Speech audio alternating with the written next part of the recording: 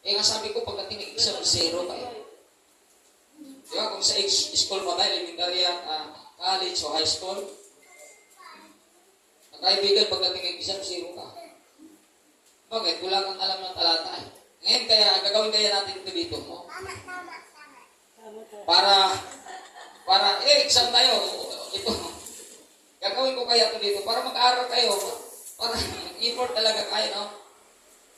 Kasi dami bumugsak. Kasi kung wala pang bumugsak, puro kayo dito. Kasi lang yung mga tao, sa paalan-alan ng masipag mag-aaral eh. Masipag mag-study, kasi matakot mabagsak, natakot na ano. Dito, English dito pinakamahalaga. Wala eh. Kaya ako natin sa kating problem, bagsak na agad eh. Tulog agad. Pagod ako eh. Wala na.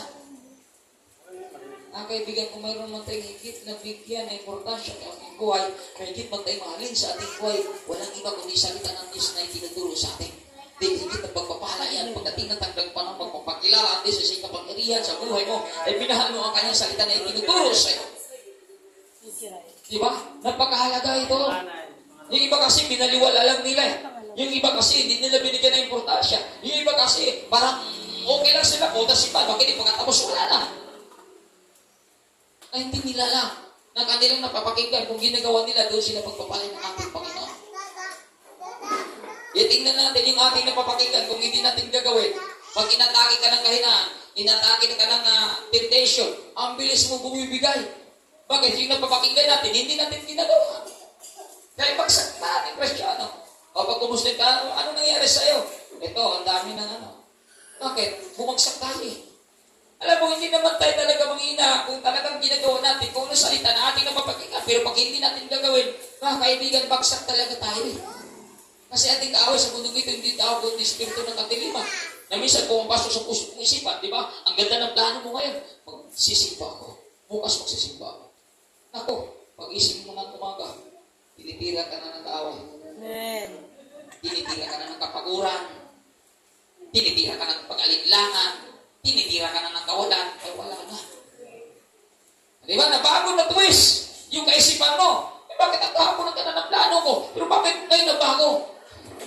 Kaibigan, alam ng demonyo kung anong plano mo. Kaya pumapasok siya sa isip mo, di ba? Ang gandang plano mo ngayon, pero pumapaya, hindi na maganda. Kasi mga kaibigan, espiritu din ng demonyo. Alam niya kung iniisip mo, kaya hadlangan ka talaga. Hadlangan ka. Ngayon kung mababaw ka, ngayon hindi mo kinukumply yung napapakinggan mo, pwedeng bumagsak ka. Pwede kayo gagawa ng dahilan para makalusot ka lang. Pero sinong lugi doon? Ikaw lang din mismo. Kaya mga kaibigan, kinakailangan yung paglago as a Christian na sa ganun hindi tayo manadaya sa mundo ito dahil maraming tingmig ang away, manghina ka lang, manlupay pa ka lang, titigil ka lang sa pagsunod dahil gusto ng demonyo na siya magpala sa iyo. Eh, pagpapala ang away Kala mo, niyaya nga niya ang Panginoon eh. Sabi ng demonyo, at yan, ibibigay ko sa iyo. Paglilingkod mo mo, akala siguro ng demonyo, ang ating Panginoon mukhang pira, hindi mukhang pira ang ating Panginoon. Di ba? Hindi katulad ng iba dyan, mukhang pira. Hindi mukhang pira ang ating Panginoon. Kaya kung inalok siya ng pira, sabi ng Panginoon, lumayas ka Satanas, demonyo ka. Ang Diyos lang ang paglingkuran mo. Siya lang dapat ang pupuri mo. Lumayas ka. Satanas. Kala ng demonyo na mukhang pira ang Panginoon. Hindi mukhang pira ang Panginoon. Katulad natin, hindi mo tayo mukhang pira eh. Kaya hindi tayo nalulubo sa mundo ito. Amen. Kaya kahit anong alok ng mundong ito, kung pangailan magsimba pa rin ako dahil hindi ako mukhang pira, Diyos ang pupuntahan ko. Diba? Pero yung mga tao mukhang pira, wala. Isang alok lang yan, wala na. Kaibigan, anumang mga bagay sa mundo ito, huwag natin ipagpalit ang ating pagmamahal sa Panginoon Kristo. Dahil anumang mga bagay sa mundo ito, hindi yan daan para iligtas tayo dun sa kaparusahan na walang kasipin. Kaya kung mahal mo ng ating Panginoon, hayaan mo umangat ka doon. Hindi kayo, minahal mo ng Panginoon, bumagsak ka pa. Bakit? May nakita kang ibang maganda. Ay, may magandang opportunity dito na inalok sa akin, Pastor. Maganda naman talaga lahat, inalok ng kaaway eh. Mayroon ba siyang bakit inalok? Hindi. Lahat maganda. Kaya nga dumating ng demonyo sa buhay ni Eva, Grabe yung pagkain. Nakita niya sa apple, napakaganda. Ang dami na pa dapat kainin. Kasi ang demonyo, grabe, ang dala niya ay puro magaganda. Magagaling ang awa ng mga kaibigan. Ibagsak ka lang. Kaya pati siya ay talagang bumigay sa iba. Kinain ang dami na dapat kainin. Pero ito yung tao. Grabe, pag nadaya ka, pag naliblang ka, mga kaibigan, babagsak ka talaga, magkakasal ka. Kaya ano pong susi dito? Ay sabi, araw-gabi kasi, sabi nga dito sa Aklat ng Moses, chapter 1, verse 8. Sabi ko, araw-gabi, basahin mo eh. Eh kaso lang, once a month ka lang nagbabasa. Madadaya ka talaga. Kaya ang iba dyan, magutom lang, wala na. Nagwawala na yan. Wala na ng pagkain yan. Ano na magdagsinig, sasabi ko namin, Lord, ba't kayo ganun mo yung mga Kristiyano? Pero alam ko, wala dito yan. Pero baka natin ang ating mga. Huwag kang magalit kung walang pagkain ng tiyan mo. Basta yung pagkain ng puso mo na salita ng Diyos punong-puno. Dahil higit kang pagpapalain ng Diyos pagdating na takdang panahon, pag nakita ng Diyos puno ang puso mo ng salita ng Diyos. Kahit wala ang tiyan ng pagkain ng mga bagay sa mundo ito, kung puno ng mga puso sa salita ng Diyos, lahat ng gusto ng tiyan mo, ibibigay na ng Diyos yan pagdating ng takdang panahon. Palapakan natin ang ating mga. Dahil sa Diyos, walang imposible at kaya niyang gawin. Huwag natin maliitin ang kanyang salita na nakasulat sa Biblia. Dahil pag ito'y gumawa sa buhay mo, magugulat ka. Makapangyarihan ito. Bawas sa tingin natin ang kanyang salita, ordinaryo, lagi kong sinasabi, hindi ito ordinaryo. Sa Aklat ng Roma, chapter 1, verse 16, huwag niyong ikahiya mabuting balita sapagkat ito'y kapangyarihan ng Diyos. Kapangyarihan ito. At sa ikaliligtas sa lahat ng naniniwala dito. Kaya pag naniniwala ka dito, ginawa mo ito. Kaya pag ginawa mo ito, ligtas ka sa anumang karamdaman, ligtas ka sa anumang kalungkutan, ligtas ka sa anumang kawalan. Bakit? May kapangyarihan ng salita. Gawin lang talaga natin. Kung gawin natin ngayon, hindi man mangyari ito. Pero balang araw, later on, mangyayari ito sa'yo. Maging tapat lang tayo, mga kaibigan. Yung iba kasi pinaliwala eh. Huwag natin baliwalain ito. Baliwalain mo na lang yung cellphone mo, huwag lang ito. Di ba? Dapat ang lagi natin dala, Biblia. Yung iba, kahit sa siya, may cellphone eh. No? Maraming kahit sa siya, may cellphone dala. Ayun, no? Loading. Iba na ngayon. I-think mo talaga ngayon. Iba na mga tao ngayon. Sana ho, kung masama ito. Masama, baka doon na kailangan natutok dito, wala na. Kaibigan, mahalin natin ang Panginoon. Kailangan umangat ayos natin sa pag-ibig. Huwag nating hayaan na bumaba ang ating pag-ibig kasi pag bumaba ang ating pag-ibig, hindi tayo maakit sa mundo nito. Lagi sinabi natin, pag iba na kaya magbagong isip upang mabatin yung kaluban ng ganap at talagang nanais-nais. Diba? Para maunawaan natin. Mag-iba na tayo. Paano tayo mag-iba kung talagang hindi umangat ang ating pag-ibig sa Panginoon? Wala mangyayari ng pagkakaiba. Kaya kailangan umangat tayo. Yamang kinahabagan na tayo ng Panginoon eh. Pag kinahabagan tayo, nasa atin na yung habag. Problema lang. Di ba nanasa? Kaya walang mangyayari sa atin. Kaya lagi yung sinasabi, ibinigay na, pero hindi tayo marunong gumamit. Wala din kwenta. Diba? Ibinigay na sa atin ang Panginoon eh. Problema, hindi natin ginagamit, kaya hindi makikita sa ating buhay. Ay mga kaibigan, mag-abang tayo. Kasi alam ko, kahit itulong tayo, kung talagang pulido tayo, lumago tayo, makaakay pa tayo ng maraming tao na magiging epektibo sa karin natin. Diba? Kaya gamitin natin ang ating buhay bilang tunay na may pag-ibig galing sa ating Panginoon. Sabi dito sa John chapter 13:35, kung sabi dito, kung kayo'y may pagmamahal sa isa't isa, magkilala ng lahat na kayo'y mga alagad. Kung biruin mo, kung nagmamahalan daw tayo, bilang mga burungin dito, pag sinabing nagmamahalan, nagtutulungan yan, nagdadamayan yan, di ba? You are concerned to each other, may pakialam ka sa mga isa. Sabi dito, makikilala kayo ng lahat. Na tayo talaga. So, makilala na tayo. Ito po burungin yan. Diba? Kasi nakikita ko sa kanyang dito. Diba? Kasi nagtutulungan tayo bawat isa. So, sino maluwalhati doon? Ang Panginoon. Kasi yung kanyang itinuturo na pag-ibig sa atin, nakumply natin. Diba? Kinakailangan kasi makumply natin kung anong itinuturo ng Diyos sa atin. Anong itinuturo niya sa atin tungkol sa pag-ibig. Siya ang unang nagmahal. Siya ang unang gumawa. At dapat, yung kanyang ginagawa na itinuturo sa atin, dapat tularan din natin. E paano natin matularan kung di umangat ang ating pag-ibig? Kailangan may pag-angat dito. Hindi sapat na salita lang, hindi dapat may gawang may kagalakan. Yun ang tunay na pag-ibig na dapat makita sa ating buhay bilang umulan sa ating Panginoon Kristo. Palapakan natin ang ating Panginoon. Hallelujah! Pangalawa, kung tayo lumago dahil sa above, we are increase of faith. Tumaas din po ang ating pananampalataya. Lumago din ang ating pananampalataya. Kung talagang may growth sa atin. Diba? Ang ating pananampalataya ay dapat lumago din.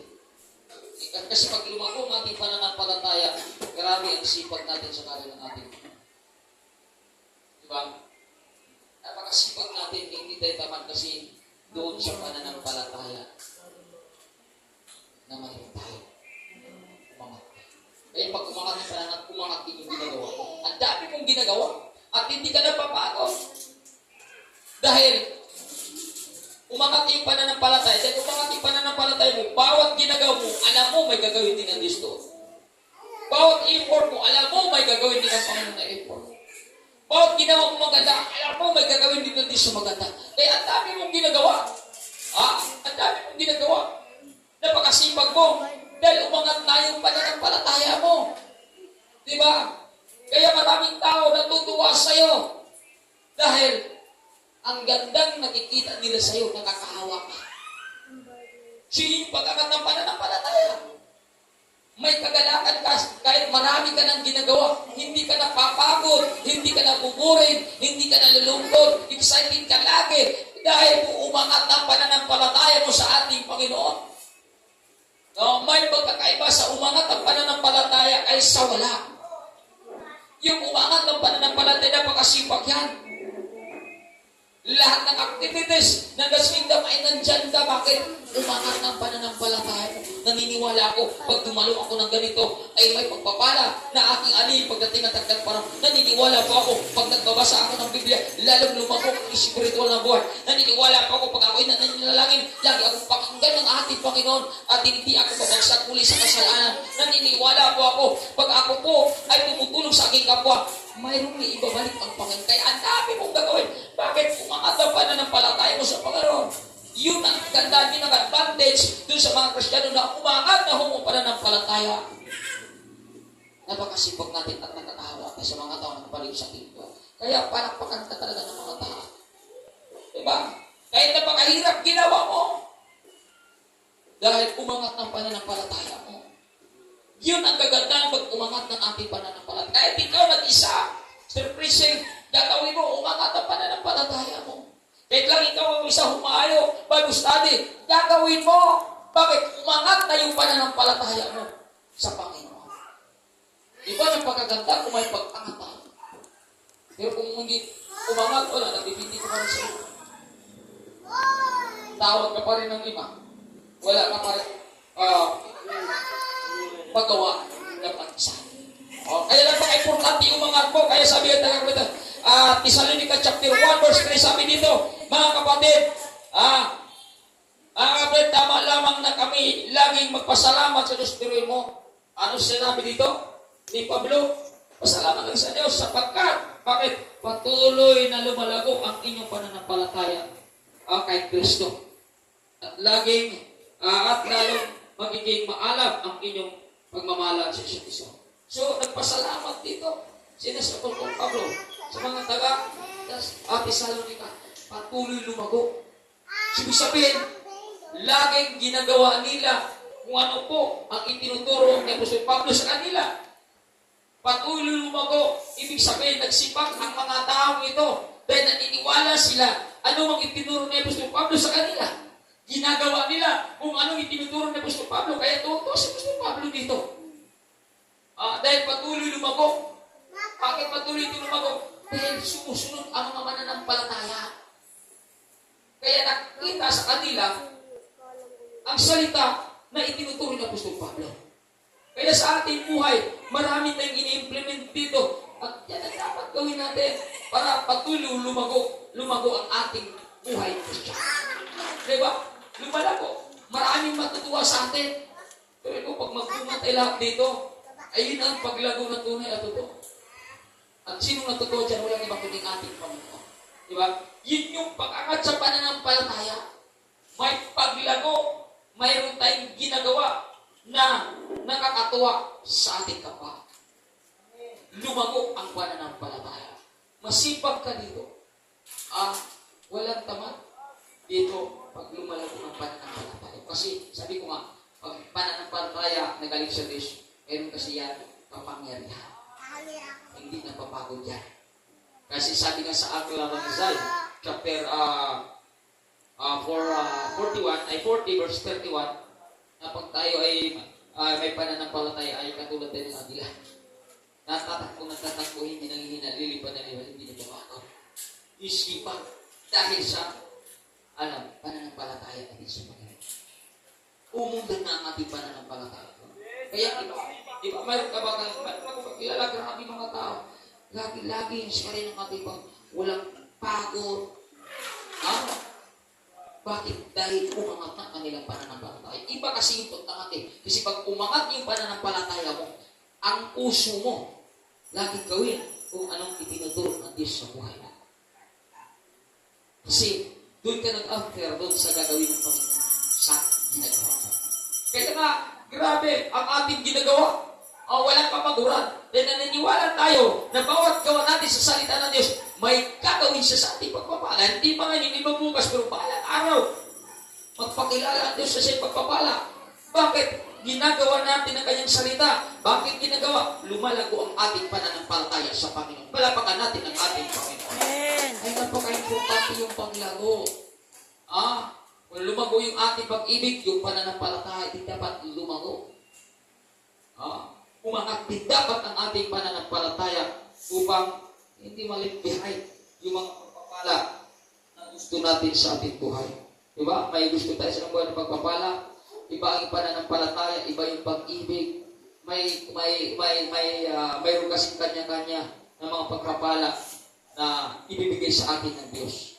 Kaya kung anong ginagawa natin sa ating pananampalataya, doon natin ang Diyos nagawa sa atin. Lagi kong sinasabi rin pa yung chapter 72, na ang Diyos ay pagpapala lang ang bagay sa ating ginawa. Kaya gawin talaga natin ang kanisalita. Kasi hindi po mangyayari yung pagpapala na gusto natin sa ating buhay kung ito po ay baliwalain natin.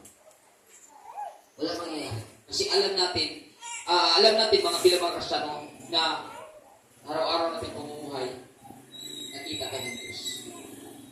Araw-araw natin na mga ginagawa sa mundo ito, nakita ng Diyos ito. Hindi ka man nakita ng magulang mo, hindi ka makita ng kapatid mo, hindi ka man nakita ng pastor mo, saan ka man nagpunta, Diyos kita-kita ka. Dahil bakit? Kailan Diyos ay makapangyarihan kay kita. Pinanggawa niya lahat ng may buhay sa mundo ito, kaya din niya na imanmanan kung saan ka naroon. Anong ginawa mo? Lahat ng may buhay sa mundo ito, Diyos. Yung siyam na planeta, siya po ang naglalang. Bawat planeta, sinong nakatira doon? Dito sa Earth tao, kaya sa Mercury. Venus, kayo nakatira doon. Siya po ang naglalang niya. Diyos natin pinaglalang ko. Kaya mga tayo po yung itago sa kanya. Kaya mga kaibigan, kung mayroon ka mang itago sa iyong pananampalataya, kundi dapat yung tunay na kaugnay mo sa Panginoon. Di ba? Kung mayroon ka mang iluklok sa pananampalataya mo, huwag ka nang magluklok ng kasamaan pa. Kundi, itago mo doon, puro kabananan at kabutihan.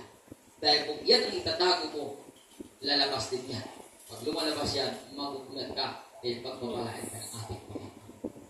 Pero kung magtato ka na hindi magana sa pananampalataya mo, sisingaw din yan. At pag lumalabas yan, ikaw lang din ang masasakit. Kaya kung mayroon man tayong itatago sa ating pananampalataya, kung napakaganda na. Yung pinakadabis na. Para sa ganun, matutuwa sa atin ang Panginoon. Magagalak sa ating Panginoon dahil na-comply natin yung pananampalataya na ibinigay niya sa atin. Yun ang gusto niya, na yung pananampalataya natin ay walang makikita kundi kabutihan, kabanalan, kagandahan, kasipagan. Yun ang dapat makikita sa atin kasi ang pananampalataya na ito, galing sa kanya may kapangyarihan nito eh. Kung bakit pagdating sa tao, wala nang kapangyarihan, hindi kasi marunong gumamit. Sabi ko lagi. Gamitin natin. Meron nating pananampalataya. Pero yung iba, hindi pa rin talaga gamitin. Talagang ginagamit niya, puso pa rin niya. Ang puso mandaraya yan. Magdurugas yung puso, di ba? Diyan, alam mo yan dyan.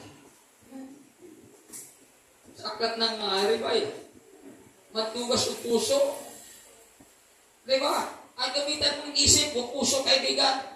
Kasi pag hindi mo gamitin isip, puso lang, yari ka dyan. Kaya ka may isip eh, hindi lang puso eh. Kasi, gamitin mo din yung isip natin.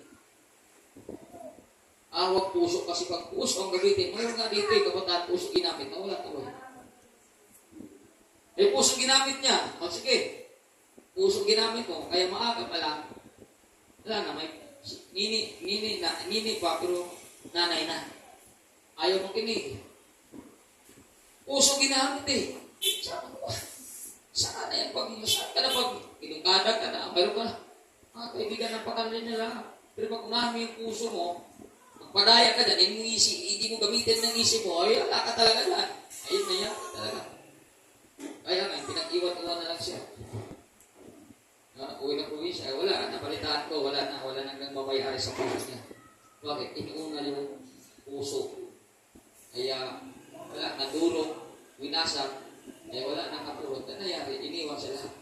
Bakit? Hindi niya pinakinggan ang kanyang papa, at hindi niya ako pinakinggan. Dalawa kami hindi pinapakinggan kasi kaya yung papa talaga.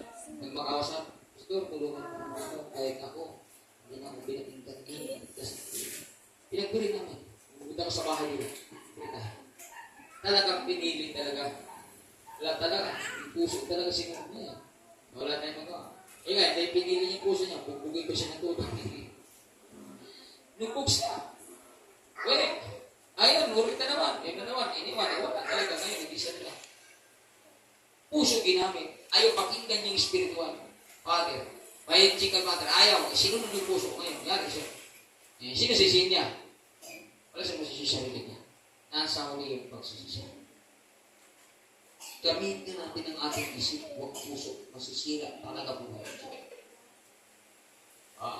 Kaya napaka-importante ng isip natin. Mag-isip tayo. Ito gagawin ko, wala kaya akong masasaktan. Kasi may isip pa eh. Kasi yung puso, grabe yan, walang pinipili yan eh. Yung puso natin walang pinipili yan. Kahit sino pwedeng anuhin na. Pero may isip ka eh. Diba? Ito kaya. Pag nag-isip ka kaya, pag ginamitan mo kasi ng isip, nakakabuti kaya ito sa akin. Wala kaya akong masasaktan. Wala kaya akong masusugatan. Wala kaya akong maapakan. Kasi ginamitan mo ng isip. Pero pag hindi mo gamitan ng isip, wala kang pakialam. Kung sino masakasaan, sino masaktan. Kung ano mang tinabukasan na iba. Kasi puso lang ginamit ko eh. Biblical. Mandaraya ang puso. At walang nang makakakabot yan. Totoo nga. Diba? Yung iba, kahit may asawa, nagligaw pa ng iba. Diba? Malinaw na mandaraya ang puso eh. Diba? Yung iba, may boyfriend nga, nang magkakaroon pa ng boyfriend. Diba? Masama siya. Mandaraya ka yung puso eh. Wala pa kaya lang yan, magkakasakit ng iba. Puso ginamit mo kaibigan. Hindi isip. Kasi ginamitan mo ng isip, ay hindi ka makakasakit ng tao. Kaya, mga kaibigan, pinakailangan na kung natin magmagay yung isip natin, kung natin laging sunod yung puso, nandidala na tayo sa mga bagay na hindi pa lumita. Mag-isip tayo. Sa ganun, hindi tayo mahulog ulit sa temptation. Napaka-importante sa ating buhay na pakinggan po natin. Kasi pag hindi natin pakinggan ang ating isip, mga kaibigan, at lagi natin sundin ang ating puso, patay ang pananampalataya mo kay Kristo yan. Laglag ang pananampalataya mo. Ginamitan mo ang pusong manlulo mo. Kaya nga may umawit, sana dalawa ako. Kasi kung ano-ano may gusto lahat eh. Kita na maganda dito ako. Kaya ito, opportunity ni Pastor. Minsan lang kita dumating. Wala ka ano. Mga kaibigan, gamitin natin yung ating isip. Para hindi tayo madaya. Para hindi mamatay ang ating pananampalataya. Dapat palagin natin ang ating pananampalataya. Minsan namatay pa. Dahil ginamit natin ang ating puso na manluloko. Biblical. Basahin mo sa Aklat ng Jeremiah, chapter 17, verse 7, verse 8. Nandun. Verse 9. Mandaraya. Yung puso ng tao at wala nang maigamot dito. Ito eh. Diba? Kaya mga kaibigan, sa ating palang sarili, tayo mismo nakapag-testify ng ating puso. Mandaraya talaga. Gamitan mo lagi ng isip para hindi ka tumaok at hindi mamatay ang pananampalataya mo sa mga kundi i-increase mo yan. Pero kung entertainin mo yung puso mo at baliwalain yung isip mo, hindi aangat ang pananampalataya mo. Sayang yung effort mo. Sayang yung pagod mo. Kaya galit na galit sa Apostol Pablo. Kayo mga Kristiyano, kung pinakay sa Espiritu, magtapos kayo sa laban. Grabe, anong kanyang sinasabi, hindi na maganda. Parang nagmumura na sa Apostol Pablo. Naakit lang kasi ang puso Ay namatay ang pananampalataya nila kay Kristo. At pag namatay ang pananampalataya, ano ba pag magagawa ng Panginoon sa buhay mo? Ang Panginoon, tandaan po natin, kumikilos at gumagawa naman dun sa mga Kristiyano, kahit tunay na pananampalataya. Ngunit kung mawala ang pananampalataya natin, Kristo namatay dahil sa mga bagay sa punong ito na pinili natin kaysa Kanya, walang magagawa ang Diyos. Kundi, sisingilin ka sa ginagawa mo na hindi maganda. Kaya mga kaibigan, palaguin natin ang ating pananampalataya dahil pinahabagan natin ng Panginoon. Pinagkaluban natin ng habag dahil ibinigay niya sa atin. Yung habag na yan, gamitin natin, mga minamahal. Upang sa ganun, laging makikita sa ating buhay na buhay ang ating pananampalataya. At hindi lang buhay, kundi lumago, tumaas, umulat. At dahil yan, maraming natutuwa sa ating mga tao na kapaligid sa ating buhay. Dahil ang ating pananampalataya ay tunay na ito ay nag-uumapaw sa pagpupuri sa ating Panginoon.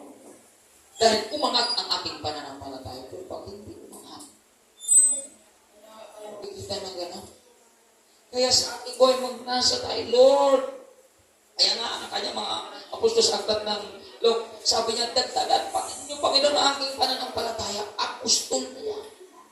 Tayo, sino ba tayo? Para hindi tayo umilig sa Lord. Palaguin mo ang aking pananampalataya. Lord, increase mo ang aking pananampalataya. Kung wala tayong ganun gawin, kaya nga tinuturuan na tayo, mga apostol mismo, nagturo sa atin na ganun ang ating gagawin. Ang mga apostol na sila, binigyan na sila ng kapalang karunungan, pero hindi pa rin karagdagan ng pananampalataya. Sino ba tayo para hindi umilig sa Panginoon? Umilig na din sa Panginoon kasi ang humingi ay bibigyan niya yan. Matthew chapter 7 verse 7. Humingi kayo at kayo bibigyan. Hanap kayo at kayo mga kasumbong. Kakanto kayo at ang pinto ay bubuksan sa iyo. So, mayroon ang inandang Diyos sa bawat isa sa atin. Ang importante lang kumikilos tayo. Batay doon sa ating pananampalataya na gagawin ng Diyos sa ating buhay. Palapakan natin ang ating Panginoon. Diba napakaganda mga kaibigan? Pero kung natin gagawin, grabe. Para bang pako pag hindi ka pupukin ay. Hindi naman tayo pako Diba? Yung pako pag pinupuksa ka na mo, buo. Pag pinupuk ka yung pako, di ba? Gamitan mo ng martilyo Wala, ganun dapat. Gamitan mo ng martilyo para umangat ang pananampalataya natin. Hindi na dapat masakit pag martilyoin ka. Amin martilyo, yung pako lang, hindi Kristiyano. Di ba? Dapat tayo ay matuto talaga gamitin natin pananampalataya na dapat lumago. Palapakan natin ang ating Panginoon. Hallelujah. Pangatlo. Dapat dito sa pangatlo. Malapit na tayo patapos. So, pangatlo, increase of the knowledge of God. So, dapat umangat din. Tumaas din yung ating karunungan. Diyos. Kasi alam mo, pag tumataas ang ating karunungan, mayroon na kasi tayong tinatawag na initiative. Diba? Pag may karunungan ka, may initiative ka na Malalim na yung pakiramdam mo. Madali ka lang makakaramdam. Marunong ka kung mataas yung karunungan na mayroon tayo. Diba? Hindi ka kailangan tumaas yan para marunong ka makiramdam. Diba? Ano kayo pangangailangan sa simbahan? Sabi kasi sister. Diba? Marunong ka makiramdam. Kasi may tumataas na yung karunungan natin. Increase our knowledge. Napaka-importante ito. Na umangat yung ating karunungan dahil tayo ay tinapagana ng ating Panginoon na makapangyarihan. So pag umangat na yan, may initiative ka na. At pag may initiative ka na, mga kaibigan, malalim ng pakiramdam mo. Hindi ka na kailangan palabitin pa. Diba? Hindi ka na kailangan sisipulan pa. Hindi ka na kailangan tawagin pa, kundi may pusa ka na dahil umangat na yung karunungan mo. Karunungan galing sa ating Panginoon Kristo. Kailangan natin ang ating Panginoon. Hallelujah.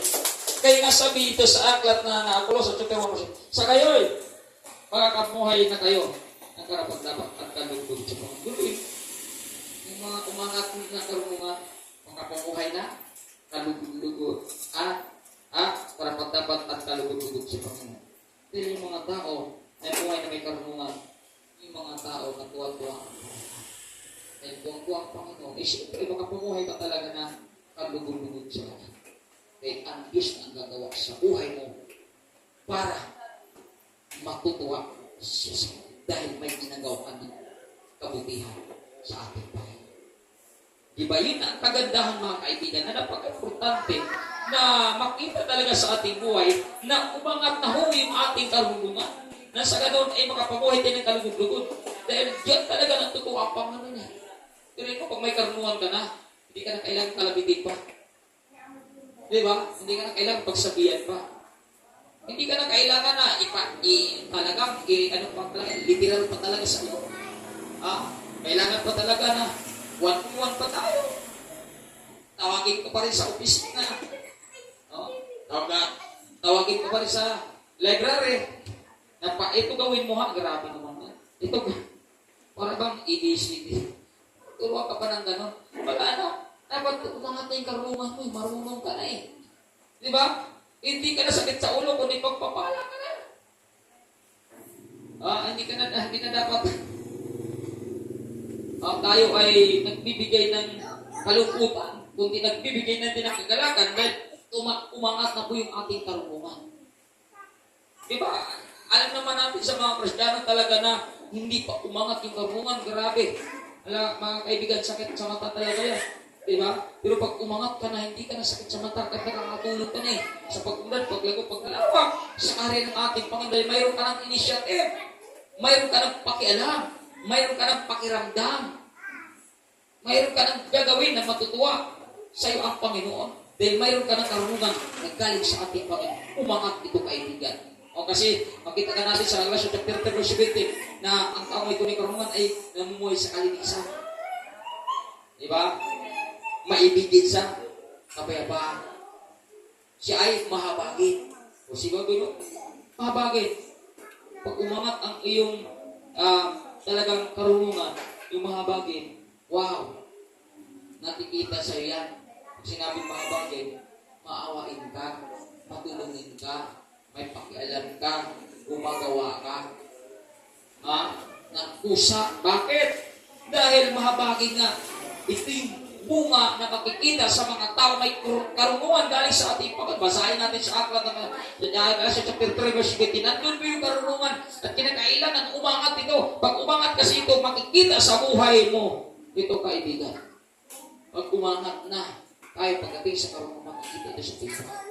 Walang umangat pagdating sa karunungan na hindi nakikita sa kanyang buhay. Lahat ng umangat pagdating sa karunungan, nakikita ito. Pag nakikita, ginagawa mo ito mga kaibigan. At dahil ginagawa mo ito, marami mga tao na matutulad sa iyo. Dahil ikaw ay isang magandang ihiplo pagdating sa karunungan. Diba? Nakaka-influence tayo. Diba? Nakakaakit tayo.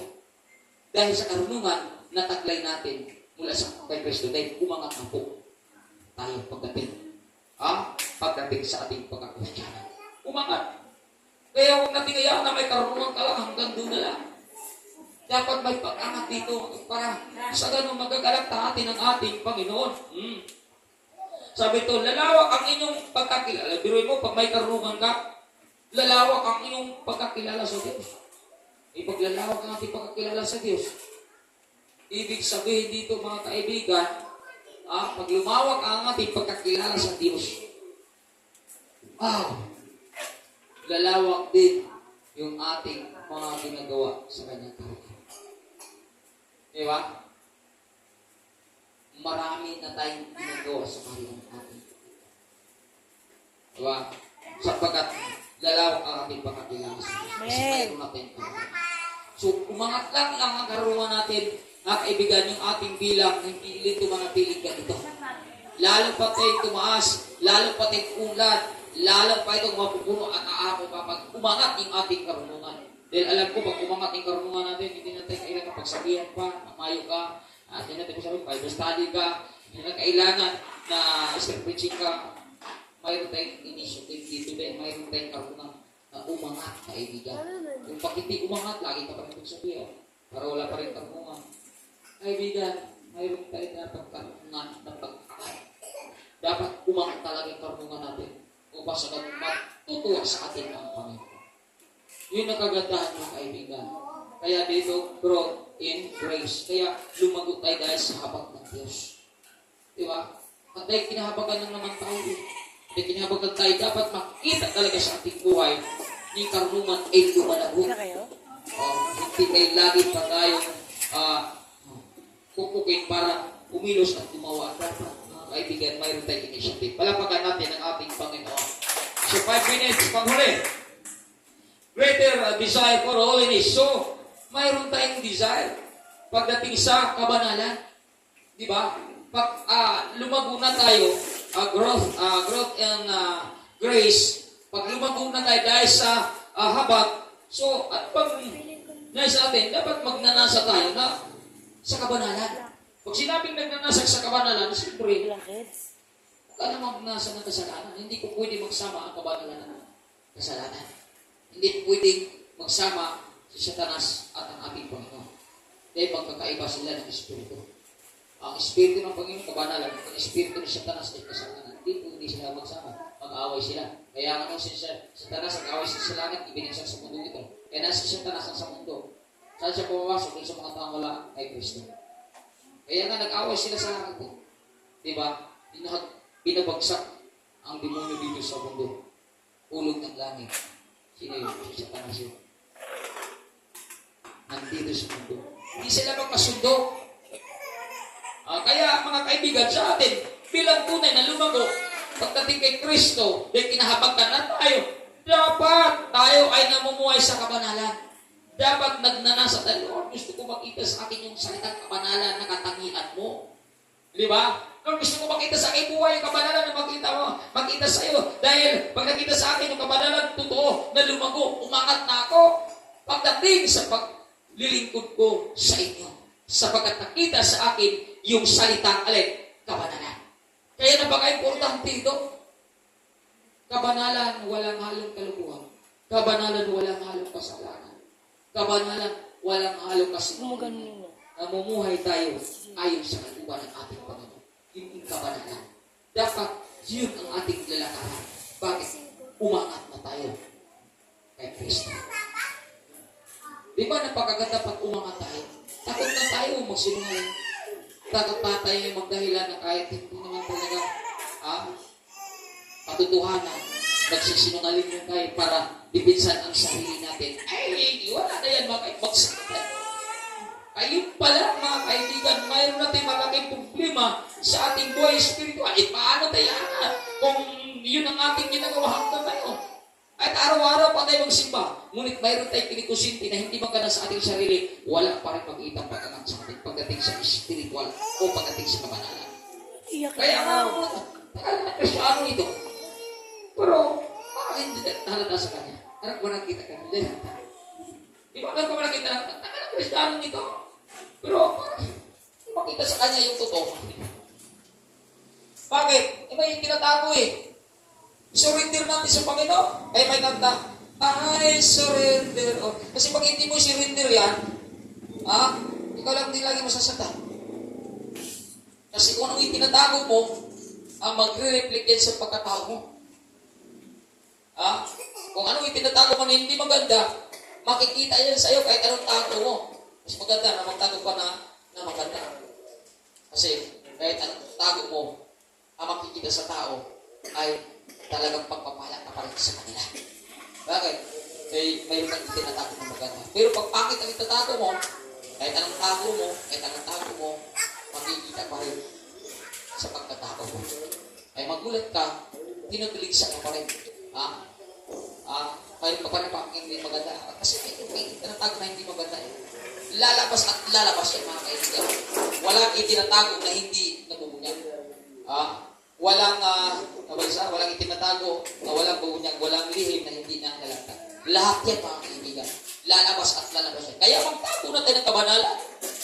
Para ay itago natin yan, hindi natin i-expose yan. Ngunit nakita sa mga tao na banal tayo, sila mismo mag-expose sa kabanalan na tayo. Di ba? Sa magtago ka ng kalukuhan, kahit anong tago mo dyan, kung mag-expose sa'yo, mga tao malapit sa'yo, yan, wala yan. Wala tayo, kaibigan. Pagsak pa rin tayo. Magtago natin ng kabanalan. Mas maganda magtago ka ng kabanalan. Dahil hindi ikaw mag-expose dyan kung mga tao malapit sa'yo. Diba? Napagkaganda ng gano'n. Yun ang dapat natin sa buhay. Tago tayo ng kabanalan, huwag ng kasalanan. Kasi pag kasalanan, tatago natin parang araw. Ilag na lang, isang-isa po tayo, wala ka na sa buwan. Bakit may tinatago kasi hindi mo gano'n? Tanayin ka kasi gano'n. Kaya napaka-importante ang kabanalan na makita sa ating buhay. Lumago na tayo as a Christian or a Christian. Napaka-importante yan. Na dapat yung paglago makita sa ating buhay. Kasi lagi ko sinasabi, pag lumago tayo, mga kaibigan, yung bilang natin, yung bilang ito ang mga natin. Pero bakit maraming Christian pa rin ngayon? Diba? Hindi naman talaga sa kung pinituto po ang Biblia. Totoo po yung talaga po naging sabi nga sa aklat ng 7:14. Pumasok kayo, sabi doon? Pumasok kayo sa makipot at makipin na daan. Sapagkat malawak at malapad ang daan papunta sa kapamakan. At yun ang pinapasukan ng karamihan. Ngunit makipin at makipot ang pupunta sa buhay. At bukod nila ang makakasubok. Ay tayo yun. Makipin at makipot ang pintuan ng born again. Kasi pag hindi ka totoo dito, pupurahin ka ng ating Panginoon. Dahil ang pastor dito, hindi konsentido, hindi katulad ng iba. Pag may kasalanan, hindi ka itinatama, hindi ka itinutuwid, pinabayaan ka, hindi ka totoong mahal noon. Dahil kung totoong mahal ka, pag nakita nila na kuha ka ng kalokohan kasalanan, pinapayuhan ka, ina-advisean ka, itinatama ka, at itinuwid ka. Kung hindi ka magpatuwid at hindi ka magpatama, lalayas ka. Kaya kung magpatama at magpatuwid ka, manatili ka. Diba? At pag lumayas ka, papasok doon sa malapad at malawak na daan. Walang makialam sa inyo. Dahil ang itinataas doon, relihiyon lamang, simbahan lamang, hindi ang Panginoon. Dahil sa simbahan atong sintidor, hindi mo pinataas din ang Panginoon. Simbahan lamang yun at ulihin. Tayo hindi itong sintidor mga kaibigan. Hindi tinatama natin itinubin. Kaya makipot at makipit ang daan pagdating sa born-again mga kaibigan. Kukunti lang talaga dyan ang manatili. Kasi ilalantad at ihayag tayo natin siya. Kasi ang desire natin mga pastor, maglalo yung panalangin ko, Lord, yung totoo lang, yung tama, yung nagpatuwid, nagpaayos ng buhay, ipanatili mo. Pero yung ayaw mong patuwid at tigas sa ulo, burahin mo, ay hindi ako magburay ikaw. Magulat na lang ako, biglang ng lupa. Nawala. Mabalitaan ko lang hindi pala tama ang kanyang isip at puso. Tama na ito talaga. Kasi, bakit kasi, lagi ka nga nandito. Lagi ka nang gumawa sa lahat. Magpapala na makamtan mo wala. At pag ganun ang gagawin mo, makahawa ka pa ng iba. Di ba? Kaya, gusto ka na nga, tahimik ka na lang kung ano, dahil at least alis. Kasi pag alis kasi magpaalis, magulat ka, bigla ka na wala dahil nakita natin sa puso natin yung tama. Ang itinatago pa rin natin, kasalanan, hindi kabanalan. Kasi sa Diyos lantad at hayag tayo, walang may tatago tayo sa Panginoon. Kahit kung banal-banalan ka, kita ng Diyos kung ano talaga na mga puso natin. Pero kung magpaayos tayo, magpatama tayo, itama ka talaga, ayusin ka talaga ng Panginoon. Pero kung ayaw mo magpatama, ayaw mo magpaayos tayo, sa tingin mo tama ka, pag mali ang Biblia, magulat ka na lang palang araw, nanghihina ka na. Napapagod ka na. Bakit? Dahil hindi tayo nagpatama. Pero pag nagpatama tayo, Lord, salamat, ipinatama mo ako. Salamat, Lord, ginagamot mo ako. Ay sigurado, mga kapamuhay ka talaga ng may kabanata. Huwag tuwa sa iba. Mag-i-increase ka talaga. Lumalago ka talaga. Yun yung gusto natin eh. Pero pag hindi yan ang gusto natin, mawawala tayo.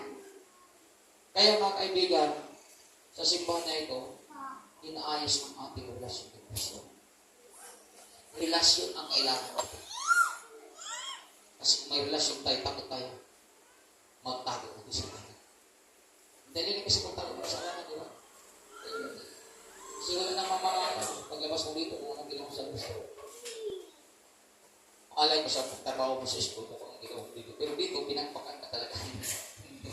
Inaayos ka talaga. Dahil ayaw natin mapahamak tayo pagkatapos ng pagkatapos. Sayang sa ito. Sayang pagpagod natin. Tapos namumuhay pa rin tayo sa mga bagay na hindi maganda. Di ba sayang? Huwag natin hayaan. Na nagsimba tayo na parang tradisyonal na lamang. Simba tayo ng tarang habit na lang. Hindi na spiritual dahil nandiyan pa rin sa kalapang. Kaya mo, nagsisimba ka, tapos pag-uwi mo, gagawa ka ng kalukuhan. Anong silbi pagsisimba natin? Wala. Ikaw parang binubura lang natin yung ginagawa natin ang pagpupuri sa Panginoon. Kasi gumawa tayo ng kasalanan. Kaya nga tayo tinuturuan dito, parang umulan lumago, para makita ang katangian ng Panginoon sa ating buhay. Kaya nga tayo nag-aaral ng salita ng Panginoon. Kaya nga pinag-aaralan natin ang buhay ng Panginoon. Dahil gusto natin mag-ulat tayo sa buhay ng ating Panginoon. Diba? Kaya nga salita niya ang ating pinag-aaralan. Dahil gusto ng Panginoon na matulad tayo niya. Hindi tayo matulad ni Satanas. Kaya nga pinag-aaralan tayo ng salita. Gusto na pa matulad tayo niya. Itinuturuan niya tayo. Gusto niya matulad tayo niya. Katangian natin. Anong pagkatao natin dapat matulad niya. Kaya nga nagkatawan na siya ng tao. Kasi yun ang buhay ng tao. At kung nagkatawan siya ng tao, grabe ginawa niya lahat. Para sundin natin. Kaya nagkatawan siya sinasabi. Sundin natin. Kailang araw, hindi ka mapapahamak talaga. Kaya ng pagkaganda, paggawin natin ito, pero kailangan mong lumago tayo. Kasi kung walang paglago, mga kaibigan, ang dali natin magaya. Kasi kung walang palago, walang karunungan niya, kaya madali ka mauto eh. Di ba kung walang karunungan, dali ka mauto. Dali ka makumbinsin na maganda. Kasi wala kang karunungan eh. Hindi yung mga kailangan yung karunungan natin, yung mga pakatita madaya, malinda, malupo. Maraming ang madayo, pagdating sa pira, daming nadalayan sa pira. Diba? Parang walang karunungan, naagitin kasi sa usan ng maganda dyan eh. Pag pumasok ka lang ka talaga, di ba? Maraming niloko nga sa pira, yung kapatid ko, naloko sa pira. Yung kaibigan niya na dyan, naloko rin sa pira. Marami. Kasi sa umpisa, ang galing yan. Gumawa ng idea. At pag pumasok ka na, ayari ka na. Hindi ka na makakalabas sa buhay doon. Patayin ang pira mo. Diba? Ano naman daraya kaibigan? Kaya kailangan saan tayo kukuha ng karunungan dito sa Biblia? Kasi wala nang ba magtuturo sa atin dito, hindi lang ba ng Espiritu na nasa ating puso't isipan? Sabi nga sa aklat ng mga Espiritu, hindi naman tayo kailangan ng turo ka dito, magkuli naman ng Espiritu na nasa inyo magtuturo sa iyo. Paano ka naman tuturo kung hindi ka nag-aaral? Mag-aaral tayo. Huwag lang tayo sunod-sunod ni pastor, para iba natin ituro dito. Diba? Ay sunod-sunod ni pare, para iba ang sunod ni pare. Diba? Mag-aaral tayo. Kaya sabi ng Panginoon sa aklat ng 8:31 dyan, kung patuloy ka susunod sa aking aral, tunay ng tatagpo yung katotohanan at ang katotohanan magpapalayo sa iyo. So, paano lang pa? Kaya natin kung hindi mag-Diyos sa atin. Lumago tayo, umandan tayo sa ating pag-away Kristiyano para hindi tayo magiging. Yung mga nanghihina, halinaw yan. Doon talaga nalulungkot sa gustong pagod sa ganung mga Kristiyano. Noong unang panahon na kung bakit maraming mga leader na papanag na lang. Huwag na nag-walk ako yun. Bakit? Dahil grabe yung mga Kristiyano. Kahit anong turo mo, ayaw talaga i-apply. Ang hirap kasi yung application. Madali yung salita, pero yung pag-apply. Pero alam mo kung ilagi natin isama ang Panginoon sa gagawin natin. Tutulungan kasi tayo ng Panginoon. Pero pag hindi natin isama sa sarili natin, paano tayo sa tulungan ng Panginoon? Ilagi natin isama ang Panginoon. Lord, gusto kong lumago. gusto mo, gawin mo. Hindi kay Lord, gusto mo malago, tulog ka. Wala nangyayari doon. Hindi ka na marunong magbasa. Ito ko lang magupang kaya hindi ka marunong magbasa. Nakikinig daw ako ba, pero hindi ka nag-aaral ng Biblia. Hindi sapat yun, makinig ka. Kaya nga, nakinig ka, para basahin mo ang Biblia. Di ba? Para lumago ka talaga sa spiritual, pero pag hindi mo gawin, wala problema. Kaya naman magbasa tayo lagi ng Biblia. Eh, bakit kayong may ginagawa na ako nung Sabado, sana mag-atid kayo yung Sabado, kasi maganda yung gagawin natin Sabado. At saka tuwing Sabado din ng umaga, sa ulo ng hapon, mayroon tayo bago tayo mag-practice, ginagawa pa natin eh. Gusto ko makita yung paglago eh. Umaga, sa Sabado, ginawa natin, gusto ko makita yung paglago. Inumpisa natin once a week lang po tayo, morning prayer. Sa iba, araw-araw yun. Sa atin pa lang. Sabi ko, pioneering pastor pa lang kami. Pioneering pa rin yung mga membro namin. Bago pa lahat yan. Sa kanila, sa ibang simbahan, araw-araw yun.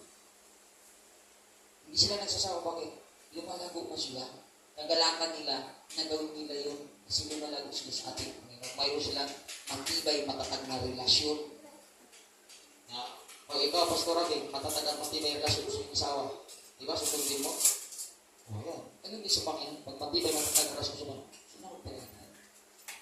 Diba? Sinabing araw-araw, nandun ka talaga. Diba? Pero pag Sabado, palpak pa tayo minsan. Once a week lang. Diba? Lapit bahay natin, diba? Gawin natin. Kasi, yan ang Diyos ng tutuwa. Sarap kasi pag lumawal na kayo. Umunad ka, sarap. Diba? Sarap pakiramdam pag ano. Ang sarap kaya, subukan mo mag-stir preaching mag-isa. Kung hindi ka lumalago, diba, papagod ka. Pero pag lumago ka, marami kang saya pagkatapos mag-stir preaching. Lord, salamat na bibigyan kita ng kagalakan. Ang ganda ng pakiramdam mo. Pero pag hindi ka lumalago, ayaw mo na sunod. Pagod dito. Kailangan mo maguta. Mayroon tayong first step na gagawin. Idisiplina natin sarili natin. Kasi pag hindi natin disiplina sarili natin, hindi natin mamitin kung ang ginagawa natin. Ay maraming personang tumatagilid bubagsak na wala. Walang disiplina sa sarili natin sa pagkiluto sa Panginoon. Sa atin, sanay natin, disiplina natin sa sarili sa trabaho. Sanay natin, disiplina natin sa sarili sa school. Diba? Kasi alam natin, mayroon talaga tayong pakinabang, literal. Pero pagdating sa pag-school, maraming tao na binaliwala lang. Kaya nakakala nila, wala yung mangyayari, mga kaibigan, nagkakamali tayo. Kung mayroon tayo higit bigyan na priority, hindi yung pagpuli ko sa Panginoon, dahil higit na pagpapalan natin makakapalan. Kasi kontrol ng Diyos, natambagay, hawak niya ang ating buhay. Kaya kung mayroon na higit, i-priority sa ating buhay, mayroon na higit na lumalago sa atin yung paglilingkod natin sa Panginoon. Yan ang dapat. Hindi sa school, hindi sa trabaho, hindi sa negosyo. Hindi masama na mayroon ka pag-manage doon. Mayroon kang steward doon. Hindi masama, pero ang masama baka dito sa paglilingkod sa Panginoon, wala natin steward na ginagawa. Ang sa atin, basta mayroong pagkakataan, okay. Ay optional. Wala ganun ba? Hindi dapat optional ang ating paglilingkod sa Panginoon. Pag nating linggo, alam ko na yan. Hindi na kailangan, i-taste na kayo, Pastor. Simba ka, grabe, parang walang maglago yun. Hindi na kailangan yun. Mapit yan. So, lumalago tayo. Yan ang gusto ng Panginoon sa ating buhay. Lumalago tayo. Bakit? Dahil kinahabagan tayo ng ating Panginoon. Kaya sa apat na bagay natin pinag-aralan ngayon, nawa ho ay mayroon tayong natutunan na maganda upang magre-reflect ito sa ating pagkatawa. At makita ang kaluwalhatian ng Panginoon sa ating buhay. Lahat po tayo tumayo upang manalangin sa pagtatapos sa gawain ng ating Panginoon Jesus. Hallelujah. Lahat po tayo lumapit sa harapan upang manalangin tayo sa Panginoon. No? Konti lang naman tayo. Dahil maraming iba na wala